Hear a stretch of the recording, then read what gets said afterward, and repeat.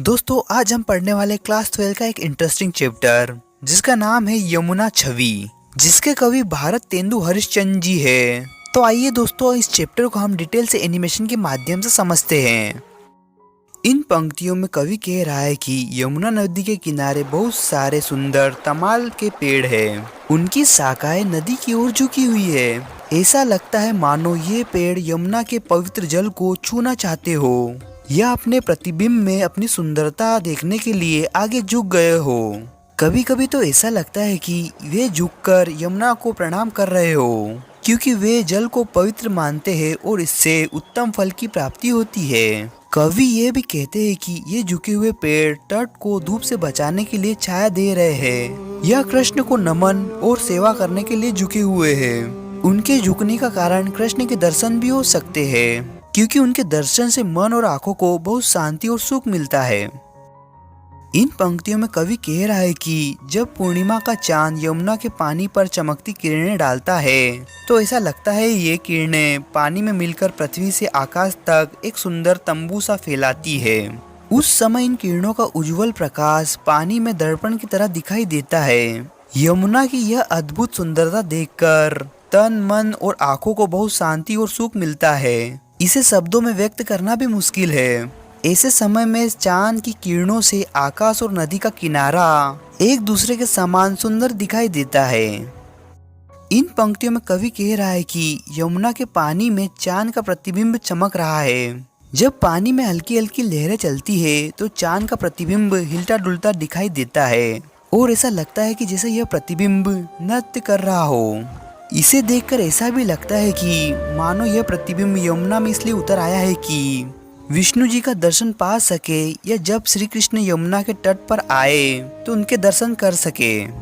कवि ये भी कहते हैं कि चांद का प्रतिबिंब यमुना की लहरों में ऐसा चमक रहा है जैसे लहरें अपने हाथ में चांद का दर्पण लिए हो, या जैसे रास रंग में रमे श्री कृष्ण के मुकुट की आभा चांद के रूप में पानी में दिखाई दे रही हो।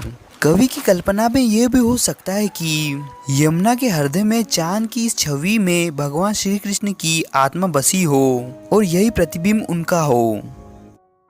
चांदनी रात में जब हवा चलती है और यमुना का पानी हिलने लगता है तो उसमें चांद का प्रतिबिंब अलग अलग रूपों में दिखने लगता है।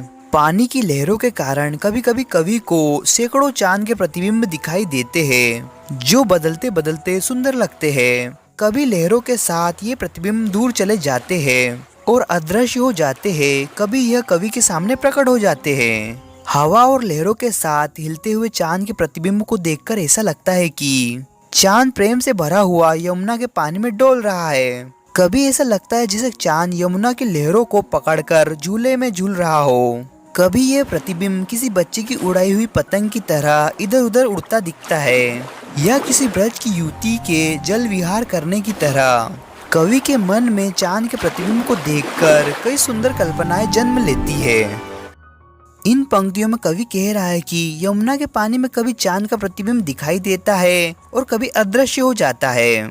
इसे देखकर कवि को ऐसा लगता है कि जैसे कृष्ण और चांद दोनों जल में मिल गए हो। जब प्रतिबिंब अदृश्य हो जाता है तो ऐसा लगता है कि कृष्ण जी का रूप चला गया, और जब प्रतिबिंब फिर प्रकट होता है तो ऐसा लगता है कि कृष्ण जी का रूप लौट आया।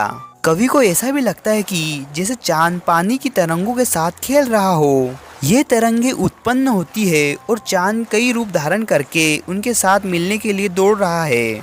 कवि को ऐसा प्रतीत होता है कि पानी में चांद की तरह चांदी की चमकती कई चीजें उठती गिरती है, जैसे जल की फुहारे हो या चांद रूपी पहलवान कई तरह की कसरतें कर रहा हो।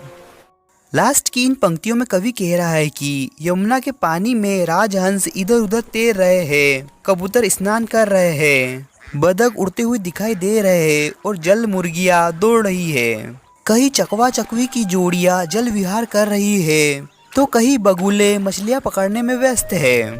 तोते और कोयल यमुना का पानी पी रहे हैं और भौरों की पंक्तियां कमलों पर बैठकर गुनगुनाती है। यमुना के किनारे मोर नाच रहे और विभिन्न प्रकार के पक्षी मिलकर करतल कर रहे हैं। कवि कह रहा है कि इस तरह सभी पक्षी यमुना के पानी में स्नान, पान और विहार करके आनंद ले रहे हैं और यमुना के किनारे की सुंदरता बढ़ा रहे हैं। भारत तेंदु हरिश्चंद्र जी कहते हैं कि उन्होंने यमुना के तट को और उसकी सुंदरता को अपने हृदय में हमेशा के लिए बसा लिया है। दोस्तों वीडियो अच्छा लगे तो इस वीडियो को लाइक कीजिए और चैनल को सब्सक्राइब कीजिए। Thank you for watching.